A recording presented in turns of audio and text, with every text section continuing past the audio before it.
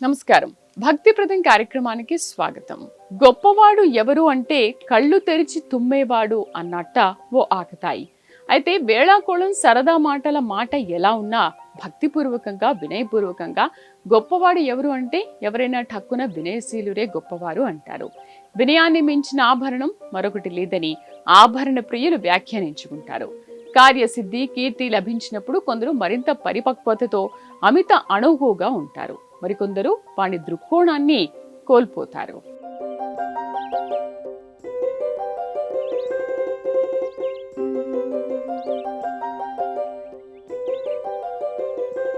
సాధారణ జనాలు కొందరు తమను తాము పొగుడుకుంటూ గొప్పలు చెప్పుకుంటారు. మరికొందరు ఆత్మస్థుతితో సరిపెట్టకుండా పరనిందకు పాల్పడతారు. అయితే మహనీయులు తమ ప్రతిభ, జయాపజయాలు, సుఖదుఖాలు అన్నీ భగవదత్తమైనవే అని కర్మఫలాల్ని భావిస్తారు. ఎంత మేధో సంపత్తి, సమర్థనీయత ఉన్నా కర్తవ్యమే తమ వంతు ఫలితం భగవంతుని వంతు అని భావిస్తారు.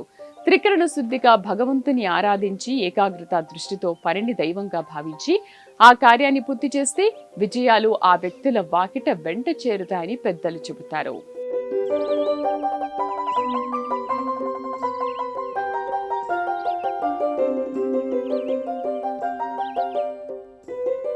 నిజానికి నిదానం ఎక్కువ, అబద్ధానికి తొందర ఎక్కువ. నిజం గడప దాటేలోపు అబద్ధం లోకాన్ని చుట్టేసొస్తుంది. నిందాపూర్వక అబద్ధం దీర్ఘకాలిక బంధాలు, అనుబంధాలను సైతం క్షణంలో తుంచిపారేస్తాయి. తెలియనితనం, తెలివి తక్కువతనం కొందరితో అబద్ధాలు ఆడిస్తుంది. అనుకోకుండా జరిగిన తప్పిదాలు, దోషాలు, పొరపాట్లను కప్పిపుచ్చుకోవడానికి ఈ రీతిన అబద్ధాలు సాగొచ్చు. కొందరు గొప్పలకు పోయి అయోమయ స్థితిలో చిక్కుకుని అబద్ధం ఆడ్డంలోనూ తడబడుతుంటారు. అతికినట్టు కాదు కదా, అసలు పొంతనే లేకుండా అబద్ధాలు చెప్పి కొందరు అబాస్పాలవుతుంటారు. ఇందుకు గొప్పలు చెప్పబోయి తిప్పలు పాలైన అబద్ధాల ఘనాపాటిని ఉదహరిస్తుంటారు.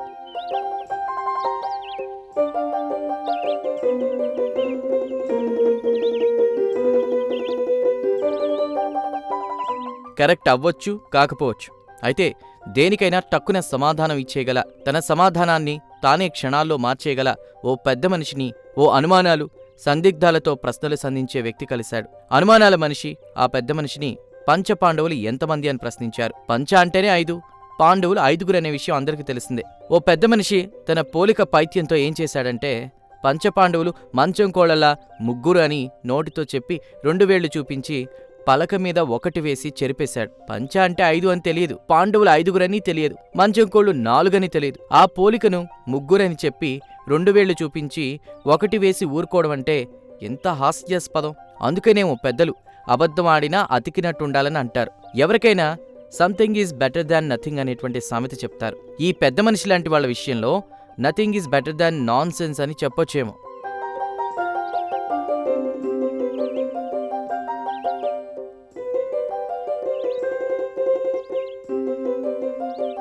విద్య కలిగి వినయశీలురుగా, వివేకవంతులుగా ప్రవర్తిస్తే ఆ వ్యక్తులను సమాజం గౌరవిస్తుంది. ఎక్కడికి వెళ్లినా ఆ వ్యక్తులు ఆదరణ, అభినందనలు అందుకుంటారు. సాధారణంగా పల్లెవాసులకు మంచి మర్యాద, మన్నన, ఆదరణ తప్ప గర్వం, దర్పం, గొప్పలు ఉండవు. నాగరికులవని విర్రవీగే కొందరు కన్యాశుల్కం గిరీశం మాదిరి డాంబికాలతో కాలక్షేపం చేస్తుంటారు. గ్రామీణ ప్రజలను అమాయకులని సంస్కారహీనంగా తిరస్కార భావంతో చూసేవారికి తలెత్తుకోలేనంత దయనీయ పరిస్థితులు గొప్పలు చెప్పుకోవడం వల్ల ప్రాప్తిస్తూ ఉంటాయి. వినయభూషణులకు మహత్తర సత్కారాలు తప్ప గొప్పలు చెప్పుకుని తిప్పలతో చీత్కార సత్కారాలు పొందే పరిస్థితి ఎప్పుడూ ఉండదు.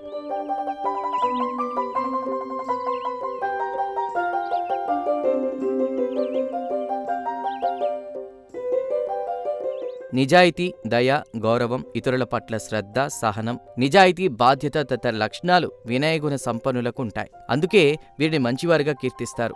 మంచి వ్యక్తులు ఇతరుల అభిప్రాయాలను గౌరవిస్తారు, మంచి శ్రోతలుగా ఉంటారు, పరోపకారానికి సిద్ధంగా ఉంటారు, తమ తప్పులను అంగీకరించడానికి భయపడరు, ఎప్పుడూ సత్యం పలుకుతారు, నిజాయితీగా వ్యవహరిస్తారు, ఇతరులపై దయతో కలిగి ఉండి వారి బాధలను అర్థం చేసుకుంటారు, ప్రాయంతో చూడకుండా అందరినీ గౌరవిస్తారు, విశ్వసనీయతకు నిలువుటద్దంలా నిలిచి ఇచ్చిన మాటకు కట్టుబడి ఉంటారు, ధర్మో రక్షతి రక్షితః అనే సుభాషితాన్ని తూచా తప్పక పాటిస్తారు, సానుకూల దృక్పథంతో వ్యవహరించి కష్ట సమయాలు, క్లిష్ట సమయాల్లో సైతం ఆశావాదంతో ముందుకు వెళతారు, జయాలకు పొంగిపోకుండా, అపజయాలకు కృంగిపోకుండా స్థిరచిత్తంతో వినయశీరులు ముందుకు వెళతారు, సమర్థవంతులుగా మేధోగుణ సంపన్నులుగా సమాజం అందలం ఎక్కించిన కర్తవ్యమే తమ వంతు, ఫలితం భగవంతుని వంతు అనే రీతిలో ఆలోచనలు సాగిస్తారు. Work is worship, adoration of work leads us happy life అనే సామెతను ఆదర్శంగా తీసుకుని పనినే దైవంగా భావిస్తారు. త్రికరణ శుద్ధిగా కార్యాలు చేపడతారు, భగవద్భక్తి ప్రదర్శిస్తారు.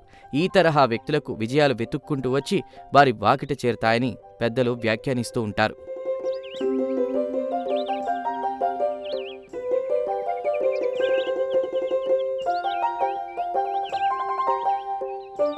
మానవ జన్మ ఉత్కృష్ట జన్మ, శక్తియుత యుక్తియుత మహోన్నత జన్మలో కొందరు జ్ఞానవర ప్రసాదులు, ధనవర ప్రసాదులు, ఇలా ఎందరో ఉంటారు. ఎవరు ఏ మహనీయ మహోన్నత జన్మను పొందినా వినయ సంపద లేకపోతే అన్ని ఆపదలు చుట్టుముడతాయి. ఆకాశ కీర్తి సాధించాల్సిన వారు పాతాళ స్థాయికి చేరే అవమానాలకు పాత్రులవ్వాల్సి వస్తుంది. అందుకే విద్యా వినయ సంపన్నుడు అని పోలుస్తాడు తప్ప విద్యా సంపన్నుడు అని వినయాన్ని వేరు చేయరు.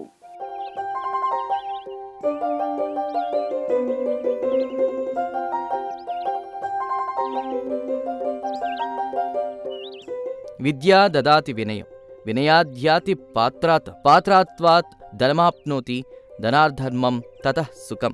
ఎంతో గొప్ప సంస్కృత సుభాషిత శ్లోకమిది. విద్య వల్ల వినయం, వినయం వల్ల యోగ్యత, యోగ్యత వల్ల ధనం సమకూరుతుంది. ధనం ప్రాప్తించాక ధర్మాన్ని ఆచరించి ఆ ధర్మాధరణతో సర్వాధరణ పొంది సుఖ సౌఖ్యాలు పొందవచ్చని ఈ శ్లోకం చెబుతోంది. అహంకారం లేకపోవడమే వినయం. ఇతరులను గౌరవించడం, తమ పరిమితులు గుర్తించడం, ఇతరుల అభిప్రాయాలకు విలువ ఇవ్వడం, ప్రాధాన్య విషయంలో నిరాడంబర అభిప్రాయం కలిగి ఉండడం వినయగుణ సంపన్నుల ఉత్తమ లక్షణాలు. తన ప్రాధాన్యంపై సాధారణ దృక్పథం కలిగి తనను తాను గొప్పగా కీర్తించుకోకుండా అహంకారం వీడి ఉండే వ్యక్తులను వినయ విధేయులుగా పేర్కొంటారు.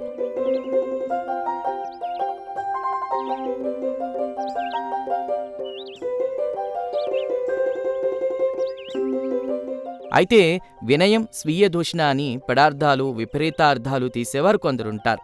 ఇది చాలా పొరపాటు. వినయం ఎప్పుడు స్వీయ దూషణ కాదు. ఇది సరైన స్వీయ గౌరవ భావాన్ని సూచిస్తుంది. ఇతరులను సమానంగా చూడడం లేదా ఉన్నతంగా చూడడమే వినయగుణ సంపద అని పెద్దలు చెబుతారు. వినయం ఉన్న వ్యక్తులు తాము నేర్పింది చాలా అల్పమని, నేర్చుకోవాల్సింది ఎంతో ఉందని చెప్తూ ఉంటారు. ఇతరుల నుంచి ఎళ్లవేళ్లలా ఏదో ఒకటి నేర్చుకోవడానికి సిద్ధంగా ఉంటారు. తాము సామాన్యులమనే తెలియజేయడమే కాక తమ వైఫల్యాలను అంగీకరించడానికి సిద్ధంగా ఉంటారు. ఇతరుల విజయాలను తమ విజయాలుగా భావించి ఆ విజయ వేడుకలు ఆనందంగా చేసుకోవడానికి సంసిద్ధంగా ఉంటారు. ఇతరులతో ఆనందకర, మెరుగైన సంబంధాలకు వినయం ఎంతో దోహదం అవుతుంది. విద్య వినయాన్ని ఇస్తుంది అనేటువంటి సామెతను పరిశీలిస్తే విద్య ద్వారా అణకువ గుణాన్ని అలవర్చుకుని వినయాన్ని పొందుతాడని తెలుస్తోంది. క్రమశిక్షణాయుత జీవనం కానీ, సుఖ సౌఖ్యాలు కానీ, భోగభాగ్యాలు, పంచభక్ష్య భోజాలు ఆరగించడం కానీ, 3 పువ్వులు 6 కాయల మాదిరి జీవితాన్ని గడపడం కానీ, ఇవన్నీ సృష్టిలో ఒక్క మానవుడికి తప్ప ఇంకా ఏ జీవికైనా ఉందా? తినడం కోసం బతకడం, బతకడం కోసం తినడం, ఈ రెండిట్లో ఏదైనా చేయగలిగేది మనిషి మాత్రమే. జంతుజాలమంతా తినడం కోసం బతుకుతాయి. గొడ్డులా పనిచేయడం అనే సామెత కూడా ఉంది. మూగజీవాలు ఇంత గడ్డో గ్రాసమో తిని రోజంతా కష్టపడతాయి.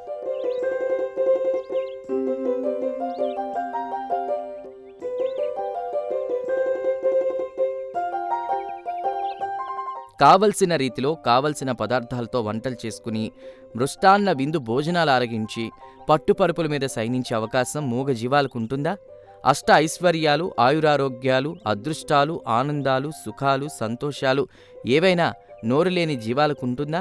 ఎవరైనా పెడితే తినాలి, కొడితే పడాలి, బండ చాకిరీ చేయాలి. ఇది కాదు అని ఎదిరించే శక్తి మూగజీవాలకుంటుందా? అసలు నోరు విప్పి మాట్లాడే అవకాశం ఆ అమాయక ప్రాణులకుంటుందా? ఆ మూగజీవాలు శ్రమించేది పరోపకారం కోసం. గొడ్డు చాకిరీ చేయడమే కాదు, తమ శరీరంలోని సర్వస్వం ధారపోసి మానవజాతి మనుగడకు, అభివృద్ధికి నోరులేని జీవాలు సాయపడుతున్నాయి. మూగజీవాలే కాదు, ప్రకృతిలో ప్రతి ఒక్కటి ఇతరుల ఉపకారం కోసమే శ్రమిస్తున్నాయి. తరువులు పండ్లిస్తున్నాయి, నదులు చెరువులు నీళ్లిస్తున్నాయి, గోవులు పశువులు పాలిస్తున్నాయి. తాము ఉచితంగా ఉదారంగా వీటిని అందిస్తున్నాయే తప్ప చెట్లు తాము పండించిన పువ్వులను పెట్టుకుని సింగారించుకోవడం లేదు. పుణ్యఫలాలు పొందడానికి దైవాలకు తాము రూపొందించిన పువ్వులతో పూజలు చేయడం లేదు.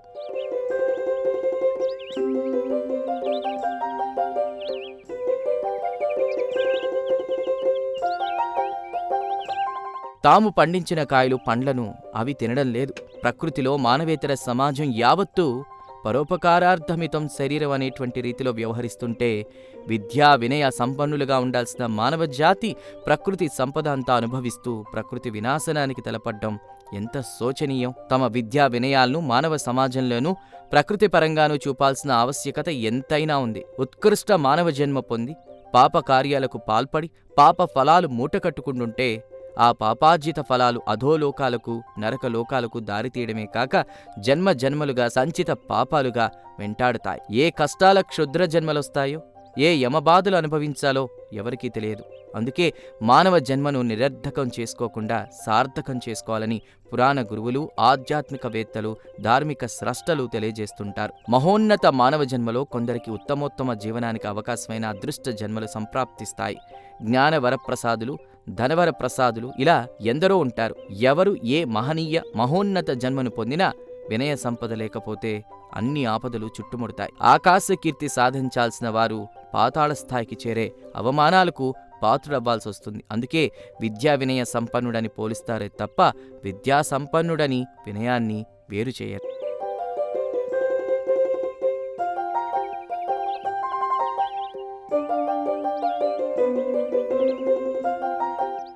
స్వగృహే పూజ్యతే మూర్ఖః, స్వగ్రామే పూజ్యతే ప్రభుః, స్వదేశే పూజ్యతే రాజ విద్వాన్, సర్వత్ర పూజ్యతే అని సంస్కృత సుభాషిత శ్లోకం చెబుతోంది.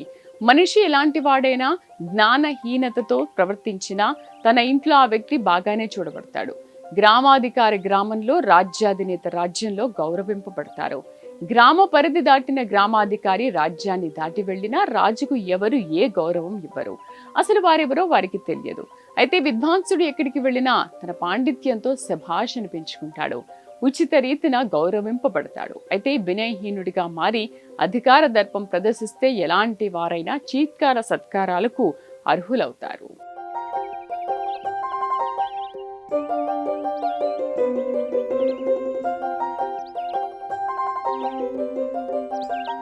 తలనుండు ఫణికి విషయం తోకయందు వృశ్చికముకున్ తల తోక ఎనక కలునకు నిలువెల్ల విషయం అని సుమతి శతకం చెబుతోంది. అంతటి మూర్ఖాగ్రేసరుడికైనా ఇంటికి వెళితే ఇంట్లోని వాళ్ళు ఇంత ముద్దపడేసి ఆదరిస్తారు.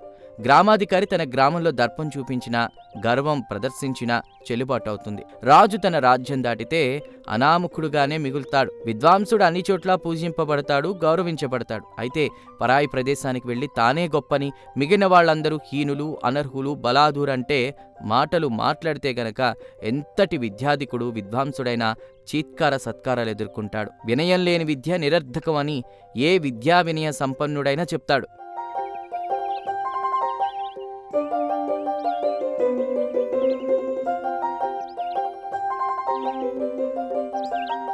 శ్రీకృష్ణదేవరాయలంటే అష్టదిగ్గజ కవులు టక్కును గుర్తొస్తారు. చక్రవర్తిగా రాజ్యాన్ని పాలిస్తున్న రాయలవారు సహజ సిద్ధ కవి, ఆముక్తమాల్యద గ్రంథ రచయిత. అష్టదిగ్గజాలను విశేషంగా ఆదరించిన ప్రభువుగా రాయలవారికి పేరుంది. అష్టదిగ్గజాలు మాట వినపడగానే తెనాలి రామలింగ కవి ప్రస్తావన వెంటనే వస్తుంది. తెనాలి రామకృష్ణుడిగా పేరొందిన రామలింగ కవి ఎంతో భక్తిప్రద పాండురంగ మహత్యాన్ని రాశారు. హాస్య చతురతలో అపార కీర్తి గడించారు. విద్యాగర్వంతో విర్రవీగే వారికి బుద్ధి చెప్పే పనులు చేశారు. ఓ సందర్భంలో సహస్ర ఘంట కవి అనేటువంటి ఓ కవి రాయలవారి భువన విజయ సభకు విచ్చేసి తన గొప్పతనాన్ని చెప్పడం మొదలుపెట్టారు. ఇంతవరకు బాగానే ఉన్నా తనతో పోటీపడి ఎవరూ నిలవలేరని, తన ముందు అందరూ దిగదుడిపే అని ప్రేలాపనలు పేలడం మొదలెట్టారు. పరాయి రాజ్యానికొచ్చి గౌరవ చక్రవర్తి కవిశ్రేష్ఠ పండితుల ఎదుట ఉండి ఇష్టానుసారం మాట్లాడితే సాధారణంగా చివాట్లు, చెప్పుదెబ్బల చీత్కార సత్కారాలు ఉంటాయి. గౌరవనీయ చక్రవర్తి రాయలవారు గౌరవ పండిత దిగ్గజాలు ఆ కవిని పల్లెత్తు మాట అనలేదు, ఏ దూషణ చేయలేదు.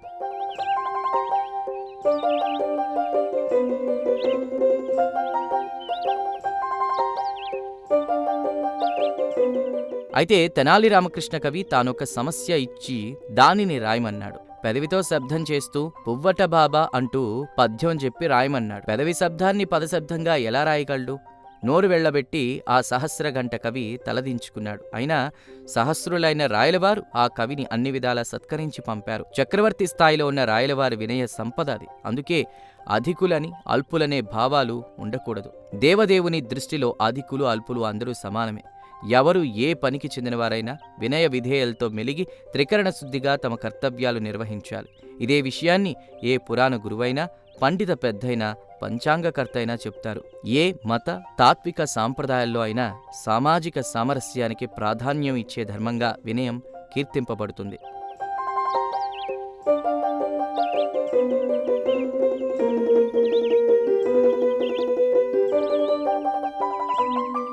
విద్యాదదాతి వినయం అనే శ్లోకం వినయ సంపత్తిని తెలియజేస్తుంది. వినయగుణ సంపన్నతతో ఏ విజయాన్నైనా కైవసం చేసుకోవచ్చు, ఎందరి మనస్సులనైనా దోచుకోవచ్చు. సర్వ ప్రాణికోటి క్షేమాన్ని కాంక్షిస్తూ భూతదయ ప్రదర్శిస్తూ పరోపకార బుద్ధితో మెలిగే ప్రకృతిలోని మూగజీవాలు, వనరాజాలను గురువులుగా ఆదర్శంగా తీసుకుని ముందుకెళితే వినయ సంపద, వివేకవంత చర్యలు తప్పక అలవడతాయి.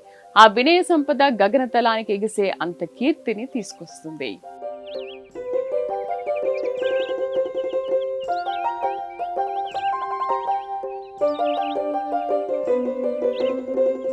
ఇది వాల్టి భక్తి ప్రదం కార్యక్రమం. నమస్కారం.